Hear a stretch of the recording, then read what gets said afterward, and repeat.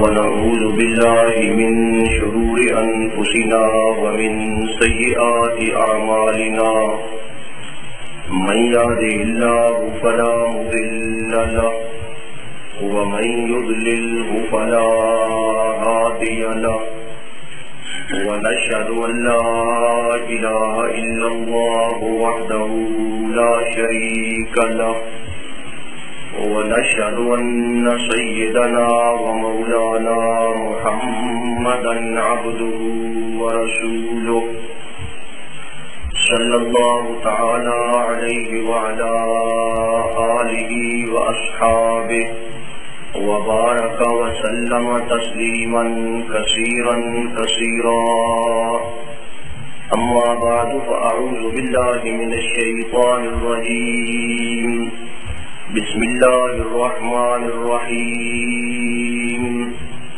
لقد رضي الله عن المؤمنين إذ يبايعونك تحت الشجرة فعلم ما في قلوبهم فأنزل السكينة عليهم وأصابهم فتحا قريبا ومغانم كثيرة يأخذونها وكان الله عزيزا حكيما.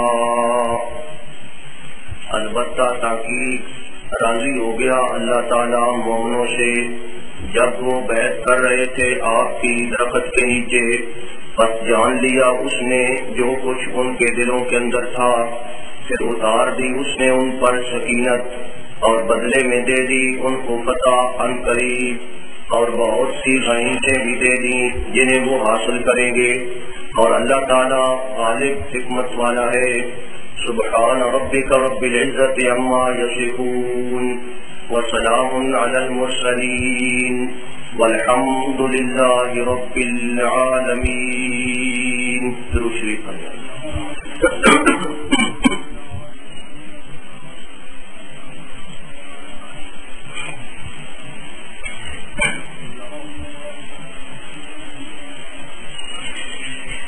انتہائی احترام کے قابل بزرگوں، دوستوں، ساتھیوں، پیغمبر علیہ الصلوۃ والسلام کی سیرت طیبہ کا ایک مبارک اور سنہری سلسلہ بحمد اللہ جاری ہے. سیرت النبی صلی اللہ علیہ وسلم کے سلسلے کا آج یہ 11واں درس ہے. پچھلے درس میں میں نے آپ کے سامنے کچھ حالات، کچھ واقعات جو ہجرت کے 5ویں سال سے متعلق تھے وہ عرض کیے. آج کے درس میں ہجرت کے 6 سال میں ہونے والے اہم واقعات انتہائی اختصار کے ساتھ عرض کیے جائیں گے. ہجرت کے 6 سال محرم الحرام کے مہینہ میں پیغمبر علیہ الصلوۃ والسلام نے حضرت محمد ابن مسلمہ انصاری رضی اللہ تعالی عنہ کی سرکردگی میں ایک لشکر بھیجا، اور اللہ تعالی نے اس بھیجے ہوئے لشکر کو فتح نصیب فرمائی. دشمن سے بہت سا مال غنیمت مسلمانوں کو حاصل ہوا. بنی حنیفہ کا سردار سمامہ ابن اسال وہ اس سریے کے اندر گرفتار ہوا، اسے مدینہ منورہ لایا گیا، اور پھر پیغمبر علیہ الصلوۃ والسلام کا عفو و کرم ملاحظہ کرتے ہوئے سمامہ ابن اسال نے اسلام قبول کر لیا. ہجرت کے 6 سال ربیع الاول کے مہینہ میں پیغمبر علیہ الصلوۃ والسلام خود ایک لشکر لے کر شہدائے رجی کا بدلہ لینے کے لیے تشریف لے گئے. میں نے آپ سے عرض کیا تھا کہ رجی کے واقعہ میں پیغمبر علیہ الصلوۃ والسلام کے 10 صحابہ کو دھوکہ دے کر شہید کر دیا گیا. فوری طور پہ تو آپ بدلہ نہ لے سکے، آج اللہ تعالیٰ نے آپ کو یہ موقع نصیب فرمایا کہ پیغمبر علیہ الصلوۃ والسلام غزوہ بنی لحیان کے لیے تشریف لے گئے اور ان سے بدلہ لینا چاہا۔ دشمن مرعوب ہو کر بھاگ گیا، میدان چھوڑ گیا اور مسلمانوں کو اللہ نے کامیابی نصیب فرمائی۔ اسی ربیع الاول کے مہینہ میں ایک اور غزوہ پیش آیا جسے غزوہ ذی قرد کے نام سے یاد کیا جاتا ہے۔ پیغمبر علیہ الصلوۃ والسلام کی چراگاہ پر اور آپ کے اونٹوں پر بعض لوگوں نے چھاپا مارا، آپ کے اونٹوں کو وہ ہنکا کر لے گئے اور پیغمبر علیہ الصلوۃ والسلام کے ایک چرواہے کو، صحابی کو انہوں نے قتل بھی کر دیا۔ پیغمبر علیہ الصلوۃ والسلام ان سے بدلہ لینے کے لیے تشریف لے گئے اور اس لڑائی کے اندر خاص طور پہ حضرت سلمہ ابن اقویٰ رضی اللہ تعالی عنہ نے بڑی بہادری کے جوہر دکھائے اور تنہا انہوں نے دوڑ لگا کر دشمن سے وہ سارے اونٹ چھڑا لیے۔ پیغمبر علیہ الصلوۃ والسلام 500 صحابہ کے ہمراہ گئے، لیکن دشمن شکست کھا کر بھاگ گیا۔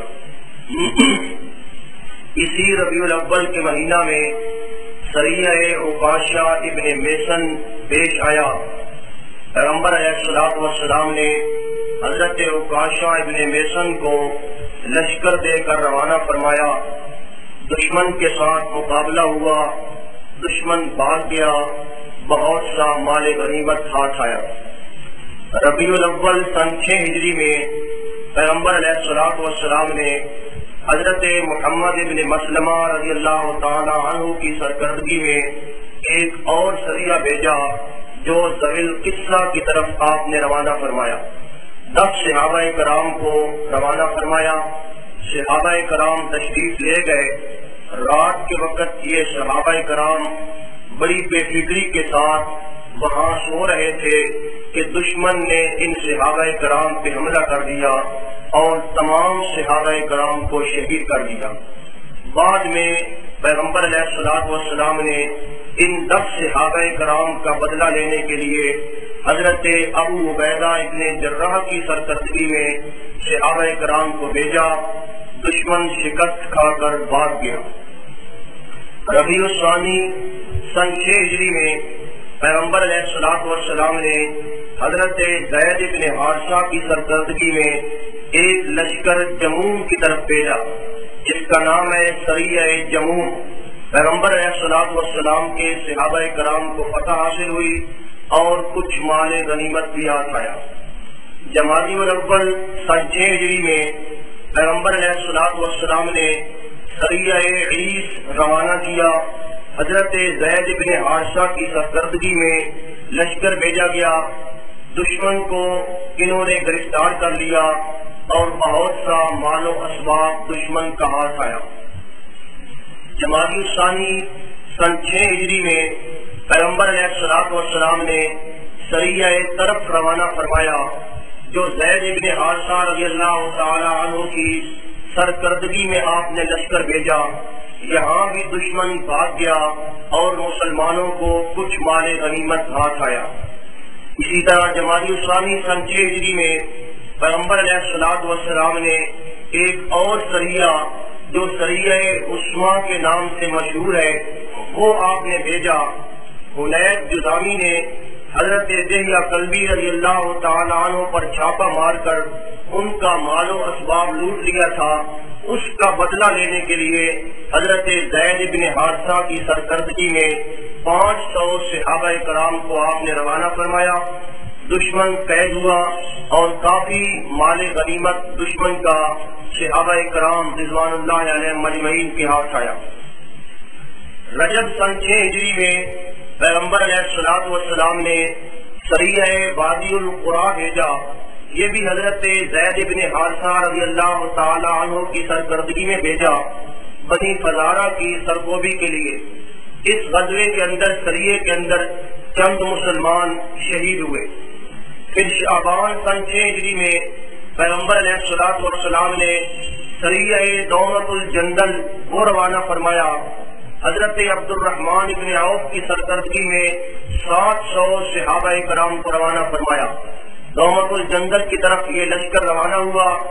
دشمن عیسائی تھا، انہوں نے دشمن کو سب سے پہلے اسلام کی دعوت دی۔ اللہ کی قدرت کہ ان کی دعوت پہ دشمن کے سردار نے اسلام قبول کر لیا اور اس کے بعد باقی عیسائیوں نے بھی اسلام قبول کر لیا۔ شعبان سن 6 ہجری میں پیغمبر علیہ الصلوۃ والسلام نے حضرت علی رضی اللہ تعالی عنہ کی سرکردگی میں سریہ فتح روانہ فرمایا۔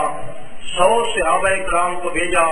بنی سعد اور بنی بکر 2 قبیلوں نے یہودیوں کی امداد شروع کر رکھی تھی۔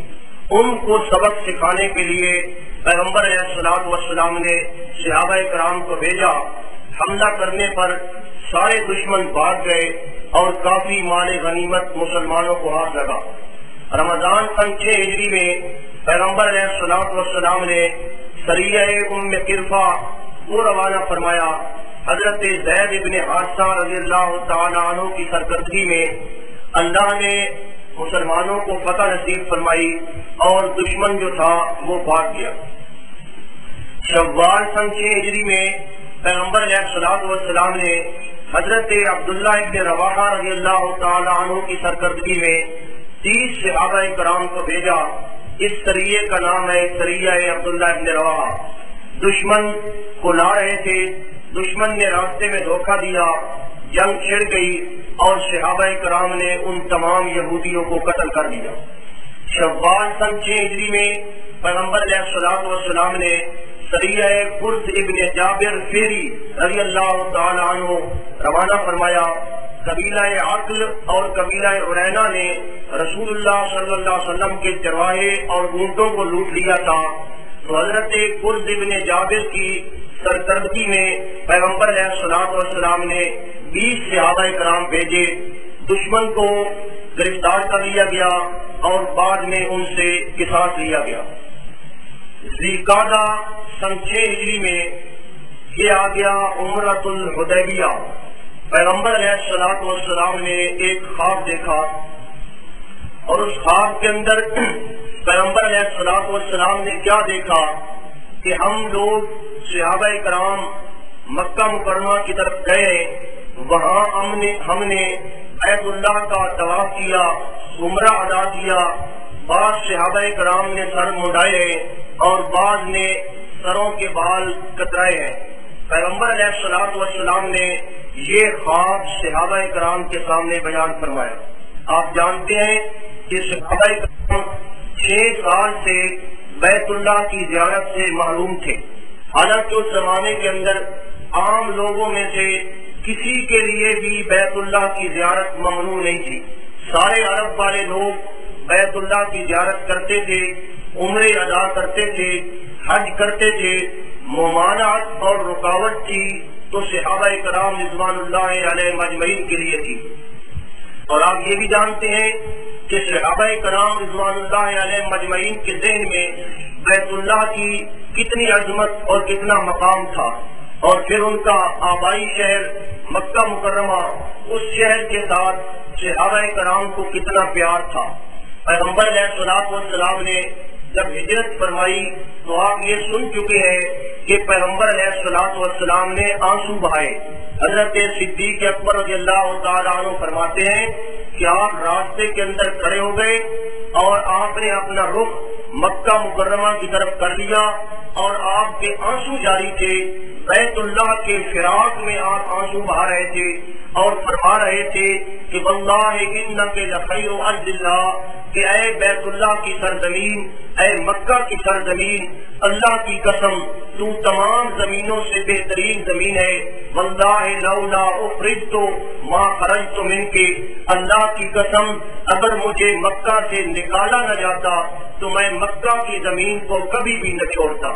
اتنا پیارا تھا یہ شہر اور اتنا پیارا تھا پیغمبر علیہ الصلوۃ والسلام کے لیے اس شہر میں بنا ہوا اللہ کا وہ گھر جس کے بارے میں اللہ کا قرآن کہتا ہے ان اول بیت وضع للناس للذی ببکۃ مبارکا وہدی للعالمین، پیغمبر علیہ الصلوۃ والسلام کا اشتیاق، پھر صحابہ کرام کا اشتیاق۔ 6 سال گزر گئے، صحابہ کرام نے بیت اللہ کی زیارت نہیں کی، اور صحابہ کرام کو یہ امید بھی نہیں ہے، پتہ نہیں زندگی کے اندر زیارت نصیب ہوگی یا نہیں ہوگی۔ حضرت بلال رضی اللہ تعالی عنہ، جن کے بارے میں آپ جانتے ہیں کہ مکہ مکرمہ کے اندر ان پہ بڑا ظلم کیا جاتا تھا، مکہ کی پتھریلی زمین پہ ان کو لٹا کر ان کے گلے کے اندر رسی ڈال کر وہ لونڈوں کے ہاتھ میں پکڑائی جاتی تھی۔ وہ ساری مکے کی گلیوں میں حضرت بلال کو گھسیٹتے تھے، کبھی ہررا کی زمین پہ حضرت بلال کو لٹایا جاتا تھا۔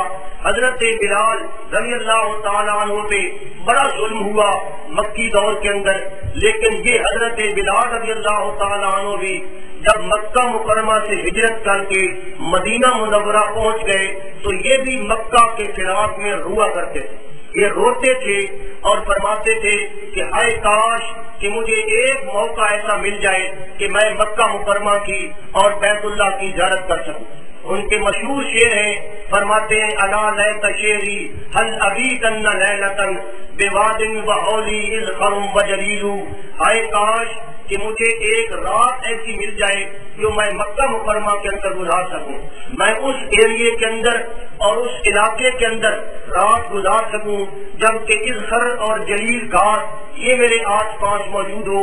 اور فرماتے ہیں وَهَلْ أَرِدًا مِيَاهَ بِجَنَّةٍ وَهَلْ تَبْدُ لِي شَامَةٌ وَتَفِيلُ، ہائے کاش میری زندگی کے اندر کبھی وہ موقع بھی آئے گا کہ میں مجنہ کے سرچشموں پہ بیٹھوں گا اور ان کا پانی پیوں گا، اور میری زندگی کے اندر کبھی وہ موقع بھی آئے گا کہ میں مکہ مکرمہ کے شامہ اور تفیل پہاڑوں کی زیارت کروں گا۔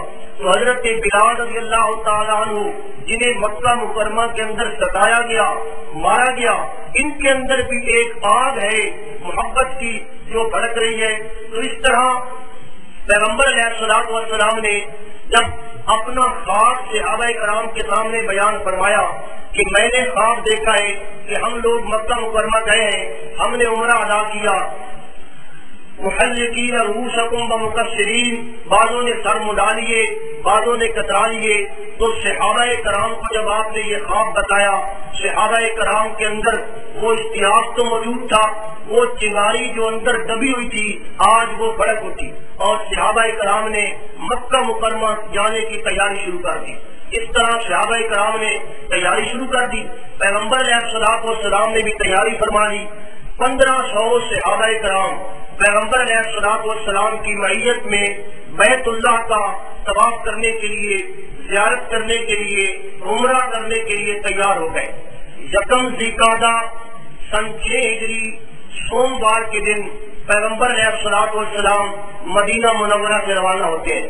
آپ نے آج دھلے ہوئے کپڑے پہنے، اپنی اونٹنی قصواں پر آپ سوار ہوئے۔ صحابہ کرام کو آپ نے ارشاد فرمایا کہ چونکہ ہمارا مقصد لڑائی کا نہیں ہے، صرف عمرہ ادا کرنا ہے، اس لیے اپنے ساتھ جنگ کے ہتھیار نہ لائیں۔ ہاں ایک ہتھیار تھا ان کا تلوار، وہ بھی فرمایا کہ میام میں وہ لیتے آئیں، باقی کوئی ہتھیار ساتھ نہ لائیں۔ تو اس طرح صحابہ کرام رخصت ہوئے، 1500 صحابہ کرام ذوالحلیفہ میں پہنچ کر، جسے آج کل مدینہ منورہ سے 7-8 میل کے فاصلے پہ یہ جگہ ہے جسے آج کل بیر علی کہا جاتا ہے، ابیار علی، مدینہ منورہ سے آنے والے لوگ وہاں سے احرام باندھتے ہیں۔ پیغمبر علیہ الصلوۃ والسلام نے وہاں آ کر احرام باندھا، اپنے جو قربانی کے جانور تھے ان کو پیغمبر علیہ الصلوۃ والسلام نے قلادے پہنا دیے۔ قلادہ ایک خاص قسم کا پٹا اور ایک خاص قسم کی نشانی ہوتی تھی جو اس جانور کو پہنا دی جاتی تھی جس جانور کو اللہ کی عظمت کے لیے بیت اللہ جا کر ذبح کرنا ہوتا تھا۔ اس کا فائدہ یہ ہوتا تھا کہ راستے کے اندر چور ڈاکو وغیرہ اس جانور کو نہیں چھیڑتے تھے، وہ احترام کرتے تھے کہ یہ اللہ کے نام کا جانور جا رہا ہے، اس لیے ہم اس کے ساتھ کوئی حرکت نہیں کریں گے۔ تو اس طرح پیغمبر علیہ الصلوۃ والسلام نے حجی کے جانوروں کو قلادے پہنا دیے۔ پیغمبر علیہ الصلوۃ والسلام نے اپنی طرف سے ایک جاسوس بھی مکہ مکرمہ کی طرف بھیج دیا کہ جا کر پتہ کرے کہ مکہ مکرمہ کے کیا حالات ہیں، ان لوگوں کا کیا رد عمل ہے، ہم جو آ رہے ہیں زیارت کے لیے، عمرے کے لیے، ان لوگوں کا کیا خیال ہے۔ تو پیغمبر علیہ الصلوۃ والسلام کا جاسوس مکہ مکرمہ گیا، واپسی پہ اس نے اطلاع دی کہ قریش مکہ وہ تو مقابلہ کی تیاری کر رہے ہیں، وہ تو مقابلے کی تیاری کر رہے ہیں، اور ان کا خیال تو یہ ہے کہ پیغمبر علیہ الصلوۃ والسلام کو ہم مکہ مکرمہ کے اندر داخل نہیں ہونے دیں گے، چاہے وہ عمرہ کے لیے آئے ہیں، چاہے ان کے ارادے نیک ہیں، ہم انہیں مکہ مکرمہ کے اندر داخل نہیں ہونے دیں گے۔ حتیٰ کہ آپ کو یہ اطلاع ملی کہ خالد ابن ولید جو کہ ابھی تک مسلمان نہیں ہوئے تھے، انہوں نے ایک بہت بڑا لشکر اپنے ساتھ لیا اور وہ لشکر لے کر مکہ مکرمہ سے باہر نکل کر مقام غمیم تک پہنچ گئے۔ پیغمبر علیہ الصلوۃ والسلام کو جب اطلاع ملی کہ خالد ابن ولید لشکر لے کر پہنچ گیا ہے، پیغمبر علیہ الصلوۃ والسلام کا چونکہ لڑائی کا ارادہ نہیں تھا، اس لیے آپ نے لڑائی سے بچنے کے لیے اپنا راستہ بدل لیا، اور راستہ بدل کر پیغمبر علیہ الصلوۃ والسلام حدیبیہ پہنچ گئے۔ جب آپ حدیبیہ پہنچے، اسے آج کل شمیسیہ کے نام سے یاد کیا جاتا ہے، یہ جگہ مکہ مکرمہ سے تقریباً 7-8 میل کے فاصلے پر ہے، تو پیغمبر علیہ الصلوۃ والسلام کی اونٹنی وہاں آ کر بیٹھ گئی۔ جب اونٹنی بیٹھ گئی، صحابہ کرام نے پیغمبر علیہ الصلوۃ والسلام کی اونٹنی کو کھڑا کرنا چاہا، اسے اٹھانا چاہا۔ عرب لوگوں کا یہ دستور ہے کہ جب وہ اونٹنی کو اٹھانا چاہتے ہیں تو وہ ہل ہل کہتے ہیں، ہل ہل ہل، تو انہوں نے اونٹنی کو ہل ہل کہا، لیکن پیغمبر علیہ الصلوۃ والسلام کی اونٹنی نہیں اٹھتی، تو صحابہ کرام نے یہ کہنا شروع کر دیا، خلعت القصوہ، خلعت القصوہ، کہ قصوہ اونٹنی بگڑ گئی ہے، اس نے ضد کر لی ہے، یہ نہیں اٹھتی ہے۔ پیغمبر علیہ الصلوۃ والسلام نے فرمایا نہیں، ایسی بات نہیں ہے، اونٹنی نے ضد نہیں کی، اس کی عادت نہیں ہے کہ یہ ضد کرے، بلکہ اللہ نے اپنی قدرت کاملہ کے ساتھ اس اونٹنی کو یہاں بٹھلا دی ہے۔ تو یہ گرمی کا موسم تھا، شدید گرمی تھی، صحابہ کرام کا وہاں لشکر اتر گیا، پڑاؤ کر گئے، وہاں پانی نہیں تھا۔ صحابہ کرام نے کنواں تلاش کیا، جس کنویں کے اندر بڑا معمولی سا پانی تھا، انہوں نے وہ سارا پانی نکال لیا، پانی ان کی ضرورت کے لیے ناکافی تھا، کنویں کا سارا پانی نکل گیا، اور اب بھی صحابہ کرام کو ضرورت ہے۔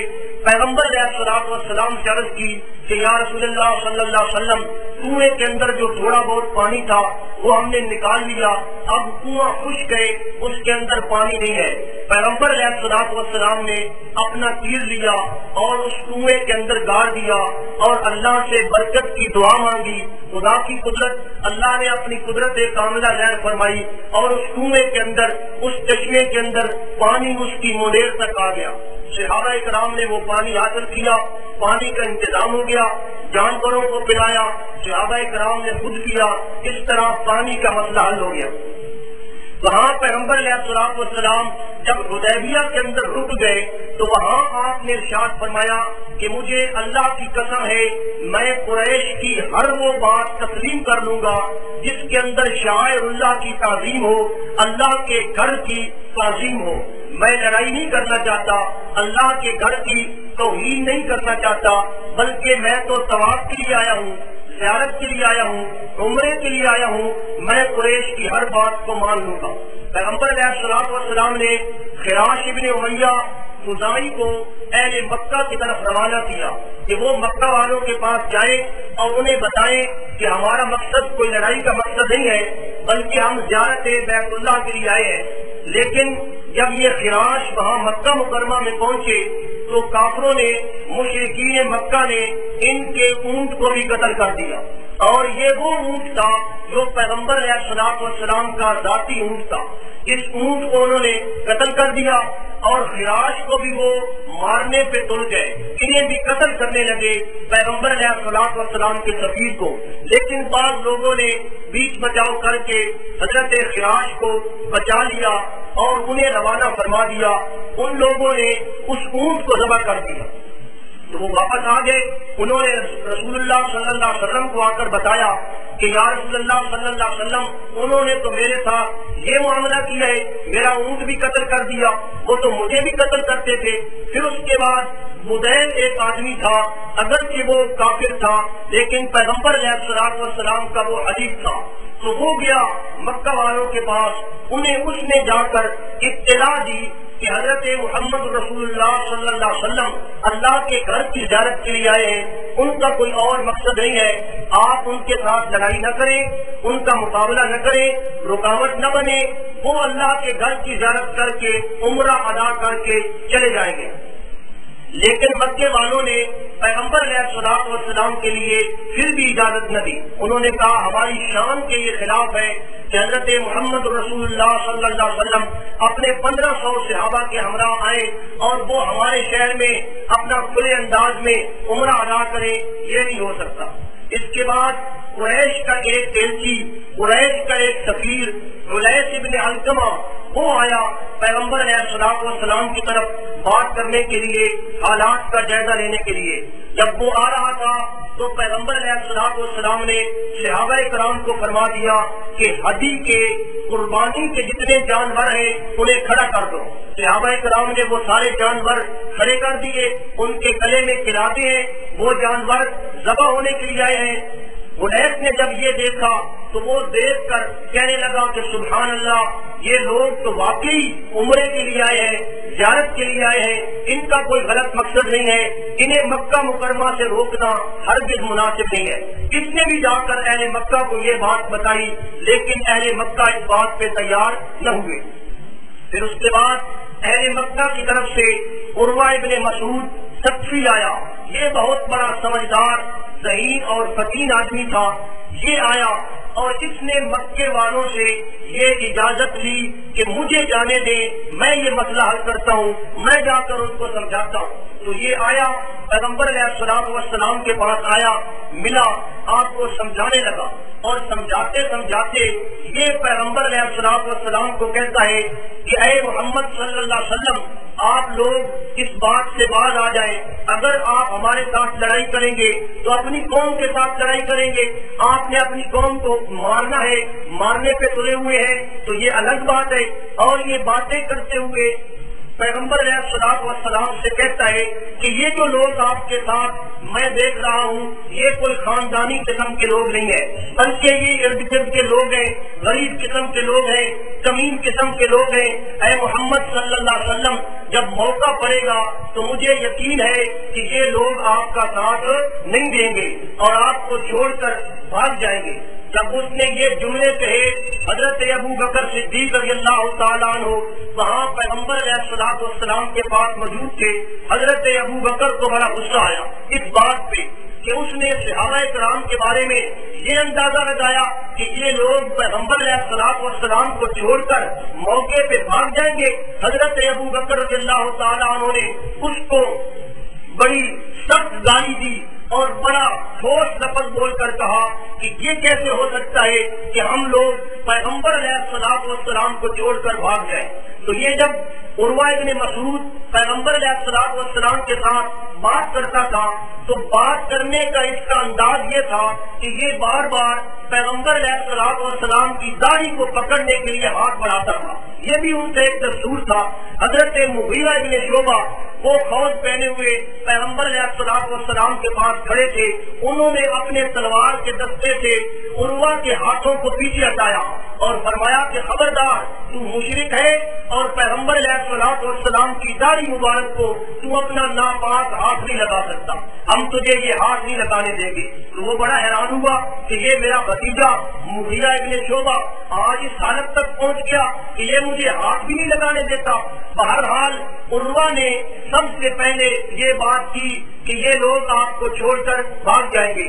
باتیں ہوتی رہی، سلو کی باتیں بھی ہوتی رہی، باقی باتیں بھی ہوتی رہی۔ عروہ جو تھا وہ پیغمبر علیہ الصلوۃ والسلام کے صحابہ کرام کے حالات کو بھی، ان کی وفاداریوں کو بھی ملاحظہ کرتا رہا، دیکھتا رہا کہ صحابہ کرام کا پیغمبر علیہ الصلوۃ والسلام کے ساتھ کیا رویہ ہے۔ جب یہ عروہ واپس گیا اور آپ جانتے ہیں کہ جب یہ پہلے آیا اس کی رائے صحابہ کرام کے بارے میں کچھ اور تھی، یہ کہتا ہے کہ یہ آپ کو چھوڑ کر بھاگ جائیں گے، لیکن جب اس نے صحابہ کرام کو دیکھا، ان کے حالات کو ملاحظہ کیا، ان کی وفاداریوں کو دیکھا، تو یہ عروہ اپنی قوم کے اندر جا کر صحابہ کرام کے بارے میں یہ کہتا ہے کہ یا قوم، اے میری قوم، واللہ لقد وفدت علی الملوک، اللہ کی قسم میں بڑے بڑے بادشاہوں کے پاس سفیر بن کر گیا ہوں، ایسی بن کر گیا ہوں، اور وفدت علی کیسر اور کسرا، میں کسرا کے پاس بھی گیا ہوں، میں کیسر کے پاس بھی گیا ہوں، اور نجاشی، اور میں نجاشی کے دربار میں بھی گیا ہوں۔ کہتا ہے کہ میں سارے بادشاہوں کے دربار میں گیا، میں نے ان کے دربار دیکھے، میں نے ان کے درباریوں کے حالات دیکھے، اور آگے وہ قسم اٹھا کر کہتا ہے واللہ ما رأیت ملکن یعظمہ اصحابہ ما یعظم اصحاب محمد محمدا، اللہ کی قسم میں نے کوئی بادشاہ ایسا نہیں دیکھا کہ جس کے ساتھی اس کی اتنی تعظیم کرے، اس کا اتنا احترام کرے جتنا اصحاب محمد رسول اللہ صلی اللہ علیہ وسلم کا احترام کرتے ہیں۔ اس کی رائے بدل گئی،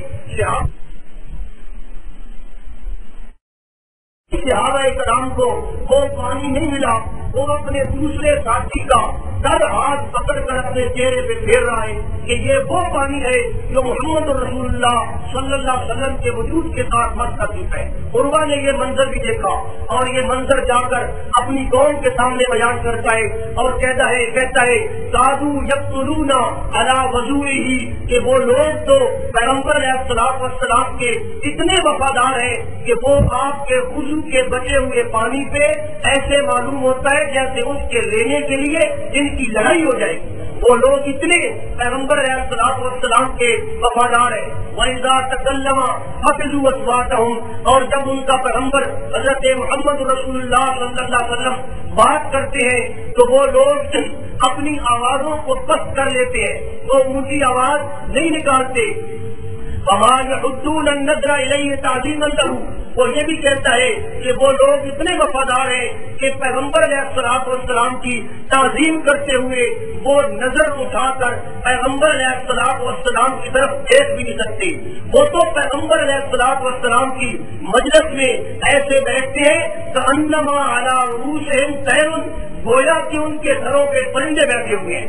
اس انداز میں، اس محبت کے انداز میں، اس شفقت و احترام کے انداز میں وہ بیٹھتے ہیں۔ اور آگے وہ یہ بھی کہتا ہے کہ میں نے دیکھا کہ ان کا پیغمبر اگر لعاب دہن نیچے گرانا چاہتا ہے اس کا لعاب دہن نیچے نہیں گرتا، صحابہ کرام اپنی ہتھیلیوں پہ آپ کا لعاب دہن لے لیتے ہیں اور اس لعاب دہن کو اپنے جسم پہ مل لیتے ہیں اور آپ کو حکم دیتے ہیں، اس کے لیے وہ دوڑ پڑتے ہیں۔ اور اس نے یہ منظر بھی دیکھا، وہ جا کر کہتا ہے وَلَا يَسْقُطُ مِنْ شَعْرِهِ شَيْءٌ إِلَّا أَخَذُوهُ، اس پیغمبر کے جسم کا کوئی بال بھی نہیں گرتا مگر اس بال کو بھی وہ صحابہ کرام ادب و احترام کے ساتھ اٹھا کر محفوظ کر لیتے ہیں۔ یہ جب اس نے منظر دیکھا اور اپنی قوم کو جا کر کہنے لگا لقد رأیت قوما لا یسلمونہ لشیء ابدا، میں نے ان لوگوں کو اس حالت میں دیکھا ہے کہ وہ پیغمبر علیہ الصلوۃ والسلام کو کسی قیمت پر بھی آپ کے حوالے کرنے کے لیے تیار نہیں ہے۔ وہ لوگ تو بڑے وفادار ہیں، وہ تو جان دینے کے لیے پیغمبر علیہ الصلوۃ والسلام کے لیے تیار ہے۔ دوسری بات یہ وہ حالات تھے جب پیغمبر علیہ الصلوۃ والسلام حدیبیہ کے مقام پہ روکش ہے۔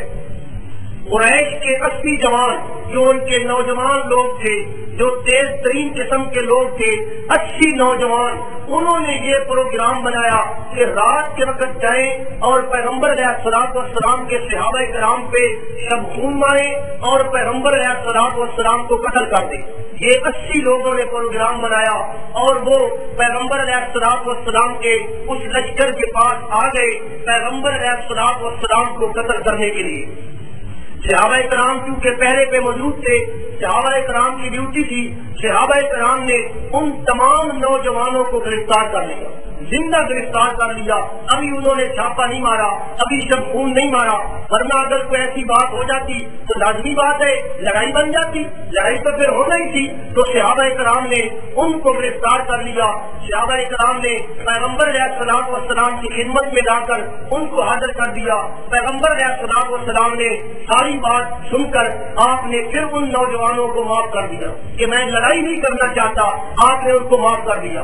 اور اسی کے بارے میں قرآن کہتا ہے وَهُوَ الَّذِي كَفَّ أَيْدِيَهُمْ عَنْكُمْ وَأَيْدِيَكُمْ عَنْهُمْ کہ وہ اللہ تعالیٰ ہے جس نے ان کے ہاتھوں سے تمہیں محفوظ کر دیا اور تمہارے ہاتھوں سے ان کو محفوظ کر لیا. بِبَطْنِ مَكَّةَ مکہ شہر کے اندر من بعد ان اظفرکم علیہم اس کے بعد کہ اللہ نے تمہیں ان لوگوں پہ قابو دے دیا تھا, لیکن قابو پا جانے کے بعد بھی اللہ تعالیٰ نے لڑائی نہیں بننے دی اور اللہ تعالیٰ نے لڑائی سے آپ کو محفوظ رکھا. پیغمبر علیہ الصلوۃ والسلام نے یہ پروگرام بھی بنایا کہ کسی صحابی کو مکہ والوں کی طرف بھیجا جائے تاکہ وہ جا کر ہمارا موقف ان کے سامنے ظاہر کرے کہ ہمارا کیا ارادہ ہے. حضرت عمر رضی اللہ تعالیٰ عنہ کو آپ نے بلوایا اور فرمایا کہ عمر آپ جائیں اہل مکہ کے پاس اور ہماری طرف سے سفیر بن کر جائیں. حضرت عمر رضی اللہ تعالیٰ عنہ نے معذرت کر دی اور فرمایا کہ یا رسول اللہ صلی اللہ علیہ وسلم آپ جانتے ہیں میں تیز طبیعت کا آدمی ہوں. آپ کی لڑائی جنگ کرنے کی نہیں ہے, ہم لوگ عمرے کے لیے آئے ہیں, ہم لوگ زیارت کے لیے آئے ہیں, تو میرا بھیجنا ایسی حالت میں مناسب نہیں ہے اور بہتر ہے کہ آپ حضرت عثمان رضی اللہ تعالیٰ عنہ کو بھیجیں. وہ ٹھنڈی طبیعت کے آدمی ہیں, وہ بات کو کسی نہ کسی انداز میں ان تک پہنچا سکیں گے, کسی فیصلے پہ پہنچ سکیں گے. تو پیغمبر علیہ الصلوۃ والسلام نے حضرت عمر رضی اللہ تعالیٰ عنہ کی اس رائے کو پسند فرمایا اور حضرت عثمان رضی اللہ تعالیٰ عنہ کو بلایا اور ان کو بھیجا کہ آپ جائیں اہل مکہ کے سامنے ہمارا موقف ظاہر کریں کہ ہم لوگ کس لیے آئے ہیں, ہمارا کیا مقصد ہے, ہم عمرہ کریں گے, عمرہ کا جب واپس چلے جائیں گے. تو حضرت عثمان رضی اللہ تعالیٰ عنہ مکہ مکرمہ کی طرف پیغمبر علیہ الصلوۃ والسلام کے سفیر بن کر, ایلچی بن کر, وفد بن کر وہ چلے گئے. جب حضرت عثمان چلے گئے تو صحابہ کرام کے دل کے اندر تو اشتیاق تھا. صحابہ کرام نے تو احرام باندھے ہوئے, تلبیہ کہہ چکے ہیں, قربانی کے جانور ان کے پاس ہیں. صحابہ کرام کے دل کے اندر تو یہ طرف تھی کہ پتہ نہیں ہمیں بیت اللہ کی زیارت ہو بھی سکتی ہے یا نہیں ہو سکتی. تو صحابہ کرام نے رشک کیا اور پیغمبر علیہ الصلوۃ والسلام سے عرض کرنے لگے کہ یا رسول اللہ صلی اللہ علیہ وسلم ہم تو یہاں بیٹھے ہیں, کتنے دن ہو گئے یہاں رکے ہوئے ہیں, آئے تھے کعبہ کی زیارت کے لیے, مسئلہ یہ بن گیا. لیکن حضرت عثمان کی قسمت کتنی اچھی ہے کہ انہیں تو اللہ تعالیٰ نے یہ موقع دے دیا. وہ مکہ مکرمہ چلے گئے اور وہ وہاں پہنچ جائیں گے اور پہنچنے کے بعد وہ تو خانہ کعبہ کا طواف کر لیں گے, لیکن ہم پتہ نہیں طواف کر سکیں گے نہیں کر سکیں گے, بیت اللہ کی زیارت ہوگی نہیں ہوگی, پتہ نہیں ہمارا کیا بنے گا. حضرت عثمان رضی اللہ تعالیٰ عنہ کی تو قسمت بڑی اچھی ہے, وہ تو طواف کر لیں گے. حضرت عثمان رضی اللہ تعالیٰ عنہ جا چکے ہیں, لیکن پیغمبر علیہ الصلوۃ والسلام کو حضرت عثمان پہ اتنا اعتماد تھا کہ آپ نے فرمایا کہ نہیں ایسی بات نہیں ہے, عثمان سے یہ توقع نہیں ہے کہ وہ ہمارے بغیر بیت اللہ کا طواف کریں, وہ ہمارے بغیر بیت اللہ کا طواف نہیں کریں گے. عبداللہ حیدری ایک مصنف ہے اہل تشیع کا, وہ اس واقعے کو بیان کرتا ہے. وہ کہتا ہے ببوسی عثمان زمین در زمان بمقصد رواج تیر السما کہ حضرت عثمان نے زمین کو بوسہ دیا, آپ سے رخصت ہوئے اور اپنے مقصد کے لیے جس طرح تیر کمان سے روانہ ہوتا ہے اس طرح روانہ ہو گئے. اصحاب روزے جگر بگفتن چندے بخیر البشر کہ جب وہ چلے گئے تو صحابہ کرام نے دوسرے دن پیغمبر علیہ الصلوۃ والسلام سے عرض کیا خوشاحال عثمان با احترام کہ شد قسمت حج بیت الحرام کہ عثمان کی قسمت کتنی اچھی ہے کہ اس کے مقدر میں تو اللہ نے بیت اللہ کی زیارت لکھ دی ہے. رسول خدا کیوں شنیدی سخن وفاسق سنی گفتبا انجمن, رسول اللہ صلی اللہ علیہ وسلم نے جب صحابہ کرام کی یہ بات سنی تو فوری طور پہ آپ نے ارشاد فرمایا ذی عثمان ندارے ممائی گما کہ تنہا کنت دو فراستہ, ہم حضرت عثمان سے یہ توقع نہیں رکھتے کہ وہ ہمارے بغیر بیت اللہ کا طواف کریں. بہرحال حضرت عثمان رضی اللہ تعالیٰ عنہ مکہ مکرمہ کے اندر پہنچ گئے، کفار سے آپ نے بات چیت کی. کافروں نے کہا کہ اے عثمان، ہم کبھی بھی یہ برداشت نہیں کر سکتے کہ آپ کے پیغمبر اور آپ کے ساتھیوں کو ہم مکہ مکرمہ میں آنے دیں، یہ بات نہیں ہو سکتی. ہاں عثمان، تو شریف آدمی ہے، تو ہمارے پاس آیا ہے، تو ایک نہ آیا ہے، لیکن اگر تو بیت اللہ کا طواف کرنا چاہے تو تیرے لیے ہم اجازت دے سکتے ہیں، تو بیت اللہ کا طواف کر سکتا ہے، تو اپنا عمرہ ادا کر لے، لیکن تیرے پیغمبر کو ہم مکے کے اندر داخل نہیں ہونے دیں گے. حضرت عثمان رضی اللہ تعالیٰ عنہ نے جب یہ بات کافروں کی سنی تو حضرت عثمان نے آگے سے جواب دیا کہ جب میرے پیغمبر صلی اللہ علیہ وسلم کے لیے کعبے کے دروازے کھلے نہیں ہیں، وہ کعبے کا طواف نہیں کر سکتے، تو عثمان بھی کعبے کا طواف کبھی نہیں کرے گا. میں قبلے کو کیا کروں جب میرے ساتھ قبلہ نمانا موجود ہو، جب پیغمبر علیہ الصلوۃ والسلام موجود نہیں ہے، میں طواف نہیں کروں گا. جب آپ نے انکار کر دیا، کافروں کو بڑا غصہ آیا کہ عثمان نے ہماری پیشکش کو، ہماری آفر کو ٹھکرا دیا، ہماری توہین ہو گئی. انہوں نے حضرت عثمان کو روک لیا، اور روکنے کے بعد مسلمان کے جذبات کو جانچنے کے لیے، ان کی نبض دیکھنے کے لیے یہ بات اڑا دی کہ حضرت عثمان کو مکے والوں نے قتل کر دیا. یہ بات اڑا دی کہ بھلا مسلمان اس کے جواب میں کیا کرتے ہیں، ان کی کیا صورت حال ہے. جب یہ افواہ پیغمبر علیہ الصلوۃ والسلام تک پہنچی کہ حضرت عثمان کو قتل کر دیا گیا، الا ان عثمان قد قتل، حضرت عثمان کو قتل کر دیا گیا، پیغمبر علیہ الصلوۃ والسلام کو بڑا دکھ ہوا، انتہائی افسوس ہوا، آپ کا چہرہ سرخ ہو گیا غصے کی وجہ سے کہ ان لوگوں نے حضرت عثمان کو، جو ہمارے سفیر تھے، اور سفیر کو قتل کرنا یہ تو ان کے اصول میں بھی نہیں تھا، انہوں نے حضرت عثمان کو قتل کر دیا. پیغمبر علیہ الصلوۃ والسلام اٹھے اور وہاں ایک کیکر کا درخت تھا، اس کے نیچے جا کر بیٹھ گئے اور صحابہ کرام سے فرمایا کہ عثمان کے خون کا بدلہ لینے کے لیے کون ہے جو میرے ہاتھ پہ موت کی بیعت کرتا ہے کہ تم لوگ مر جاؤ گے، اپنی جانیں کھپا دو گے، لیکن ہم اس وقت تک یہاں سے واپس نہیں جائیں گے جب تک حضرت عثمان کے خون کا بدلہ ملے. صحابہ کرام کو آپ نے بلایا، صحابہ کرام نے بیعت کرنا شروع کر دی. سب سے پہلے حضرت ابو سلام اسدی نے بیعت کی اور انہوں نے پیغمبر علیہ الصلوۃ والسلام کی طرف ہاتھ بڑھایا. رسول اللہ صلی اللہ علیہ وسلم نے فرمایا کس چیز پہ بیعت کر رہے ہو؟ انہوں نے عرض کیا کہ یا رسول اللہ صلی اللہ علیہ وسلم موت پہ بیعت کر رہا ہوں کہ جب تک وجود کے اندر روح باقی ہے واپس نہیں جائیں گے، بھاگیں گے نہیں، جان دے دیں گے، لیکن عثمان کے قتل کا بدلہ لے کر جائیں گے. پیغمبر علیہ الصلوۃ والسلام نے 1500 صحابہ کرام سے وہاں بیعت لی، اس کیکر کے درخت کے نیچے بیٹھ کر، اور موت پر بیعت لی اور فرمایا کہ مر جاؤ گے، جان دے دو گے، واپس نہیں جاؤ گے. جب صحابہ کرام یہ بیعت کر رہے تھے، اللہ کو اتنا شفقت آئی، اللہ کو اتنا پیار آیا صحابہ کرام پہ کہ اللہ نے اوپر سے قرآن نازل کر دیا. لقد رضی اللہ عن المؤمنین اذ یبایعونک تحت الشجرہ، کہ اللہ راضی ہو گیا ان مومنوں سے میرے پیغمبر جب وہ کیکر کے درخت کے نیچے بیٹھ کر آپ کی بیعت کر رہے تھے. فعلم ما فی قلوبہم، جو کچھ ان کے دلوں کے اندر تھا اللہ نے وہ جان لیا.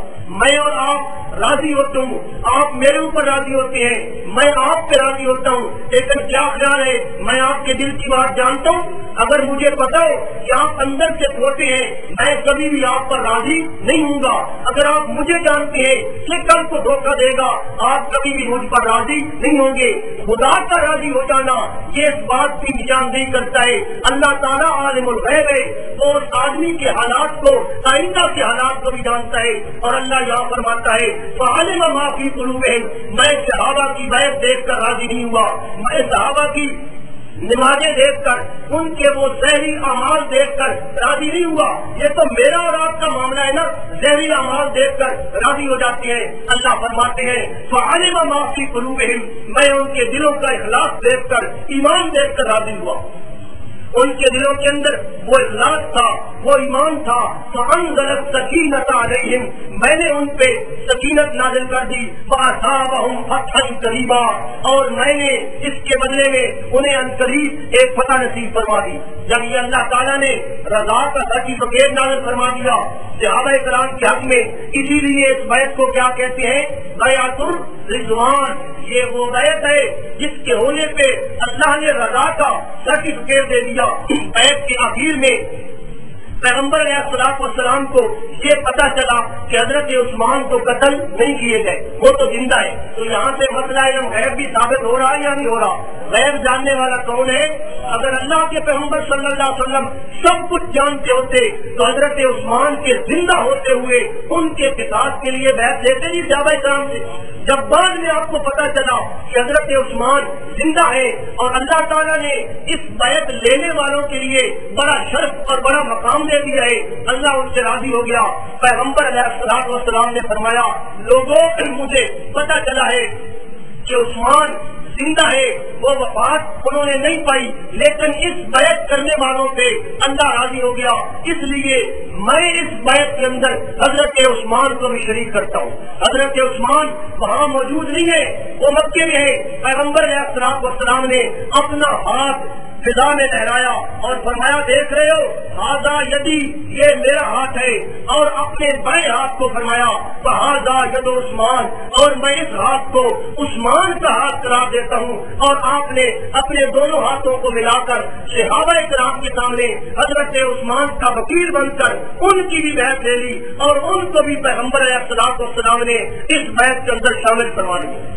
یہ حضرت عثمان کی ایک نمایاں خصوصیت ہے کہ وہ جنگ بدر میں بھی نہیں جاتے، وہاں بھی اللہ کے پیغمبر نے ان کو شمار کیا بدریوں کے اندر.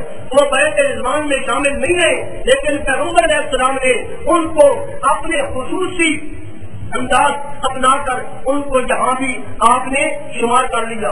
تو اس طرح ہم قریش نے صلح کی پیشکش کر دی کہ ہم مسلمانوں کے ساتھ صلح کرتے ہیں، یہ تو لڑائی لڑنے پہ تل چکے ہیں، یہ تو لڑیں گے. تو انہوں نے سہیل کو بھیجا صلح کی شرائط طے کرنے کے لیے. وہ آدمی آیا پیغمبر علیہ الصلوۃ والسلام کے پاس، اس نے آ کر بات چیت کی، اس نے بڑی شرطیں رکھی.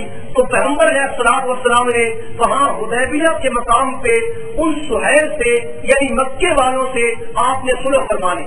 لیکن صلح جو ہے یہ بڑے عجیب انداز کی ہے. اس نے ایک شرط تو یہ رکھی کہ مسلمان اس سال واپس چلے جائیں، آپ عمرہ ادا نہیں کر سکتے، احرام کھول دیں، اونٹوں کو ذبح کر دیں، سر منڈا دیں، جہاں سے واپس چلے جائیں. اگلے سال آئیں گے تو عمرے کی اجازت ہوگی، اس سال آپ کو عمرے کی اجازت تو نہیں ہے. صحابہ کرام تو بیچارے تیار بیٹھے تھے. پیغمبر علیہ الصلوۃ والسلام نے فرمایا تیری یہ شرط ہم قبول کرتے ہیں. آپ نے یہ شرط قبول کر لی، ہم واپس چلے جائیں گے. پھر اس نے ایک اور شرط یہ بھی رکھی کہ 10 سال تک مسلمانوں کی اور مشرکین مکہ کی باہم جنگ نہیں ہوگی. پیغمبر علیہ الصلوۃ والسلام نے یہ شرط بھی قبول کر لی. ایک اور شرط اس نے یہ رکھی کہ مکہ مکرمہ سے اگر کوئی آدمی بھاگ کر مدینہ منورہ کی طرف آ جائے گا اسے ہم مکہ والے واپس لے جائیں گے، اسے تمہارے پاس رہنے نہیں دیں گے. اور اگر کوئی تمہاری طرف سے آدمی بھاگ کر مکے آ جائے گا ہم اسے واپس نہیں کریں گے. جب یہ شرائط تھی، بڑی عجیب شرائط ہے، صحابہ کرام کا اضطراب ہے. صحابہ کرام کی ساری امیدیں دری کی دری رہ گئی اور پیغمبر علیہ الصلوۃ والسلام نے یہ شرائط طے کر دی. پھر آپ نے یہ معاہدہ لکھا اور لکھتے وقت جب آپ یہ معاہدہ حضرت علی رضی اللہ تعالیٰ عنہ کو لکھوا رہے تھے تو آپ نے فرمایا لکھو علی بسم اللہ الرحمن الرحیم. سہیل کہنے لگا نہیں جی نہیں، ہم بسم اللہ کو نہیں جانتے، یہ رحمان پتہ نہیں کون ہے، رحیم کون ہے، ہم تو پرانے انداز میں لکھیں گے بسم اللہم، ہم بسم اللہ الرحمن الرحیم نہیں لکھنے دیں گے، بسم اللہ لکھیں گے. پیغمبر علیہ السلام نے فرمایا علی جس طرح یہ کہتے ہیں اسی طرح لکھو. صحابہ کرام حیران ہے. پھر حضرت پیغمبر صلی اللہ علیہ وسلم نے فرمایا کہ لکھو حضرت علی ھذا ما قاضا علیہ محمد رسول اللہ صلی اللہ علیہ وسلم کہ یہ وہ وعدہ ہے جو محمد رسول اللہ صلی اللہ علیہ وسلم نے قریش مکہ کے ساتھ کیا. سہیل بول پڑا, وہ کہنے لگا جی ہم آپ کو رسول اللہ نہیں مانتے, محمد رسول اللہ نہیں لکھنے دیں گے. آپ نے اگر لکھنا ہے تو یہ لکھیں کہ یہ وہ وعدہ ہے جو عبداللہ کے بیٹے محمد نے ہمارے ساتھ کیا, ہم رسول اللہ کا لفظ لکھنے نہیں دیں گے. پیغمبر علیہ الصلوۃ والسلام نے حضرت علی سے فرمایا کہ علی چلو ان کے کہنے پہ رسول اللہ کا لفظ مٹا دو. لیکن حضرت علی جب قلم سے لکھ چکے تھے, علی کی غیرت یہ گوارا نہیں کرتی, علی کا ایمان یہ گوارا نہیں کرتا کہ میں اپنے ہاتھ سے پیغمبر علیہ الصلوۃ والسلام کے لیے رسول اللہ کا لفظ مٹا دوں. حضرت علی کی آنکھوں میں آنسو آ گئے, قلم چھوڑ دیا, عرض کرنے لگے یا رسول اللہ میں نے لکھ تو دیا ہے لیکن میرے ہاتھوں میں یہ لفظ مٹانے کی ضرورت نہیں ہے, میں نہیں مٹاؤں گا. پیغمبر علیہ الصلوۃ والسلام نے فرمایا علی مجھے دکھاؤ کہاں لکھا ہوا ہے. پیغمبر علیہ الصلوۃ والسلام کو حضرت علی نے دکھلایا کہ یہ ہے وہ لفظ. پیغمبر علیہ الصلوۃ والسلام نے قریش کی دلجوئی کے لیے یہ لفظ بھی آپ نے مٹا دیا. آپ اندازہ کر سکتے ہیں صحابہ کرام کو کتنا اضطراب ہوا ہوگا, کتنی پریشانی ہوئی ہوگی. اور اسی حالت کے اندر ایک صحابی تھے ابو جندل, وہ بیچارے بیڑیوں میں بندھے ہوئے ہیں, مکہ مکرمہ سے بھاگ کر گرتے پڑتے بیڑیاں ان کے پاؤں میں ہیں. وہ آ گئے بات کر مسلمانوں کے پاس پہنچ گئے کہ میں جان چھڑا کر ان مظالم سے تمہارے ساتھ پہنچ گیا. پیچھے سے دو آدمی بھی آ گئے, انہوں نے کہا جی یہ ہمارا آدمی تمہارے پاس آ گیا, یہ ہمیں واپس کر دو. پیغمبر علیہ الصلوۃ والسلام نے فرمایا بھائی یہ آ گیا, ابھی تک صلح نامہ پورا نہیں لکھا گیا, ابھی تک خط نہیں ہوئے, اس لیے آپ اس آدمی کو رہنے دیں. لیکن سہیل نے کہا کہ نہیں جی نہیں, ہم اس آدمی کو واپس لے جائیں گے. پیغمبر صلی اللہ علیہ وسلم نے فرمایا اچھی بات نہیں ہے, یہ آ گیا, چلو یہ معاہدے میں شامل ہے, لیکن سہیل مہربانی کر یہ ایک آدمی مجھے مانگنے کے طور پہ دے دے, میں مانگتا ہوں تجھ سے, مہربانی کر کے یہ ایک آدمی ہمیں دے دے.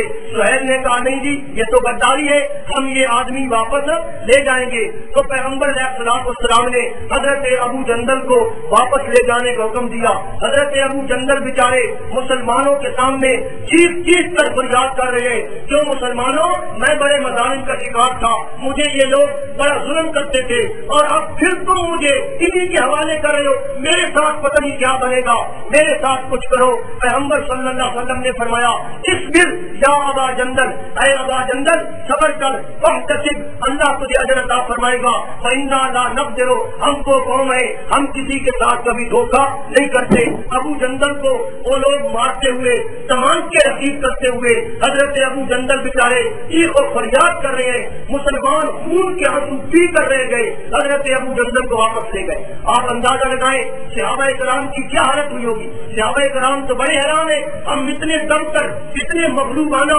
انداز میں یہ صلح کیوں کریں. حضرت عمر رضی اللہ تعالیٰ عنہ سے برداشت ہو سکا. پیغمبر صلی اللہ علیہ وسلم نے جب معاہدہ کر لیا نا, آپ نے صحابہ کرام کو فرمایا اپنے جانوروں کو یہاں قربان کر دو, جانوروں کو یہاں قربان کر دو, اپنا سر مڈا دو, اپنا احرام کھول دو. صحابہ کرام میں سے کوئی تیاری نہیں ہے. آخرکار آپ نے حضرت ام سلمہ رضی اللہ تعالیٰ عنہ سے مشورہ کیا, انہوں نے بتایا کہ آپ اس طرح کریں, سب سے پہلے اپنا اونٹ آپ خود ذبح کر دیں, آپ اپنا احرام خود کھول دیں. پیغمبر صلی اللہ علیہ وسلم نے اپنی قربانی کو ذبح کر دیا, اپنا احرام کھول دیا, اور اس کے بعد صحابہ کرام بھی بیچارے بڑے بے دل ہو کر انہوں نے بھی احرام کھول دیا. اور اس طرح جب صحابہ کرام نے اس حالت کے اندر یہ شرائط طے کی, حضرت عمر سے برداشت نہ ہو سکا. حضرت عمر غصے میں آ گئے, جوش میں آ گئے, فوراً پیغمبر علیہ الصلوۃ والسلام کے پاس آئے اور بڑے جذباتی انداز میں سوال کرنے لگے کہ یا رسول اللہ صلی اللہ علیہ وسلم کیا ہم سچے نہیں ہیں. اللہ کے پیغمبر نے فرمایا ہم بالکل سچے ہیں. فرمایا وہ جھوٹے نہیں ہیں. فرمایا وہ جھوٹے ہیں. حضرت عمر فرماتے ہیں کیا ہمارے ساتھ خدا کی مدد نہیں ہے. آپ نے فرمایا بالکل ہمارے ساتھ مدد ہے. کیا آپ نے خواب نہیں دیکھا تھا کہ ہم مکہ کا وہ بیت اللہ کا طواف کریں گے, آپ کا خواب سچا نہیں تھا. آپ نے فرمایا میرا خواب بالکل سچا ہے, میں نے اس سال کے بارے میں تو نہیں کہا تھا. حضرت عمر فرماتے ہیں کیا ہمارے مقتول جنت میں اور ان کے مقتول جہنم میں نہیں ہے.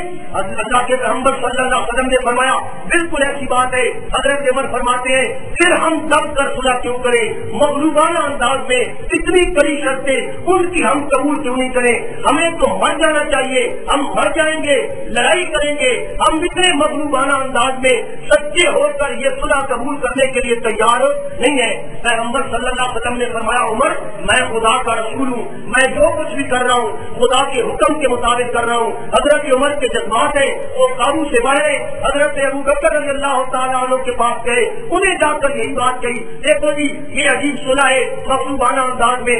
حضرت ابو بکر رضی اللہ تعالیٰ عنہ نے بھی سمجھایا کہ وہ اللہ کے رسول ہے, وہ جو کچھ کر رہے ہیں وہ ٹھیک کر رہے ہیں, آپ جذبات پہ جائیں. تو حضرت عمر رضی اللہ تعالیٰ عنہ نے بڑا احترام دکھایا اور اس طرح ذرا جذبات میں آ کر رسول اللہ صلی اللہ علیہ وسلم سے بات فرما دی. 2 ہفتہ پیغمبر صلی اللہ علیہ وسلم نے یہاں قیام کیا. 2 ہفتہ قیام کے بعد پیغمبر علیہ الصلوۃ والسلام نے صحابہ کرام کو واپسی کا حکم دے دیا. اب صحابہ کرام بیچارے مکہ کی زیارت سے محروم رہے, بیت اللہ کی زیارت سے محروم رہے. صحابہ کرام واپس جا رہے ہیں, جذبات بڑے صحابہ کرام کے بڑے عجیب جذبات ہیں, پشیمان ہیں, اتنا سفر کیا, لوگ کیا کہیں گے, دوسری قومیں کیا کہیں گی کہ یہ لوگ گئے تھے, انہوں نے مکے کے اندر داخل نہیں ہونے دیا. پیغمبر علیہ الصلوۃ والسلام جب راستے میں واپس جا رہے تھے اللہ نے سورۃ فتح کی ابتدائی آیات نازل فرما دی. انا فتحنا لک فتحا مبینا لیغفر لک اللہ ما تقدم من ذنبک وما تأخر. میرے پیغمبر صلی اللہ علیہ وسلم ہم نے آپ کو فتح مبین عطا فرما دی تاکہ آپ کے اگلے پچھلے تمام الزامات وہ دھل جائیں, تمام الزامات سے آپ بری ہو جائیں. پیغمبر صلی اللہ علیہ وسلم پر جب یہ آیات نازل ہوئی پیغمبر صلی اللہ علیہ وسلم نے حضرت عمر رضی اللہ تعالیٰ عنہ کو بلوایا اور انہیں یہ آیات پڑھ کر سنائی کہ عمر خدا کا قرآن کہتا ہے انا فتحنا لک فتحا مبینا, ہم نے تمہیں فتح مبین عطا فرمائی. تو حضرت عمر بیچارے بڑے عجیب حالت میں تھے, وہ فرماتے ہیں یا رسول اللہ صلی اللہ علیہ وسلم کیا یہ فتح ہم مکہ مکرمہ میں آئے عمرے کے لیے, عمرہ انہوں نے نہیں کرنے دیا, واپس جا رہے ہیں, راستے میں حجامتیں کرا دی, احرام کھول دیے, ہدی کے جانور قربان کر دیے, یہ بتائے.